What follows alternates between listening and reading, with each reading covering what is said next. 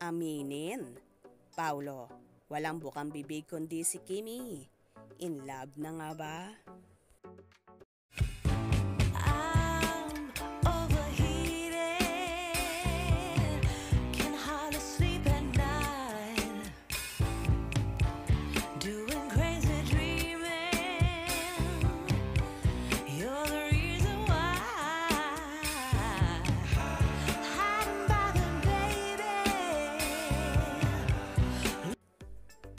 Grabe talaga ang paghanga at pagkahumaling ng kapamilya aktor na si Paulo Avellino sa kanyang leading lady sa pinakabago nilang serye ang What's Wrong with Secretary Kim na si Kim Chiu.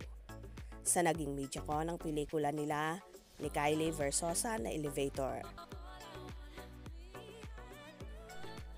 2 times na ngang nagkatrabaho sina Kim at Paulo. Una sa Linlang at second nga ang What's Wrong with Secretary Kim. Dito nga nabuo ang kanilang tambalang Kim Pao. Hindi naman maikakaila na super lakas talaga ng chemistry ng Chiu Pao na halos lahat ay kinikilig at nai-inlove sa pagsasama nila. Ayon pa nga sa ilan ay tila totohanan na ang pag-iibigan ng Kim Pao base na rin sa kanilang mga body language. Natanong kasi sa aktor kung mabibigyan ng pagkakataon sino ang gusto ulit niyang makatrabaho. At dito nga nagtanong pa si Paulo sa mga press people at sinabing sino ba? At may nagsabi sa kanya na entertainment press na si Kim Chiu. Dito nga ay sinabi ni Paulo na pwede naman daw dahil si Kim daw naman ay magaang makatrabaho at masayang kasama. Tila iisa nga ang bukang bibig ni Pao at walang iba kundi si Chinita Princess na kahit ang aktor nang matanong kapag ma-stuck sa elevator, sino daw ang gusto nitong makasama at si Kim ulit ang sinasabi niya.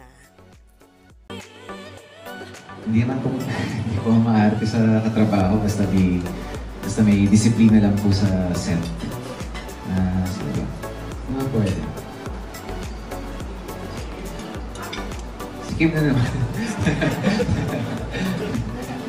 Why not? Well, gusto ko naman yung working paano magtrabaho sa kanya. Iba talaga ang in love at paulit-ulit binabanggit ang pangalan ng dalaga. Hindi nga maiwasang malink sina Kim at Paulo dahil na nga sa ipinapakitang sweetness nila on and off camera. Kahit nga ang mga katrabaho niya at co-star sa naturang serye ay kumakanta kung gaano nga ba ang sweetness ng Kim Pao sa set na para bang aakalain mong mag-asawa na. O diba, booking na booking talaga si Papa Paulo na palaging hinahanap ay si Chinita Princess. Kaya naman tumutok at huwag na huwag mahuhuli sa mga maiinit na kaganapan. Anong inyong magiging reaksyon sa bidyong ito?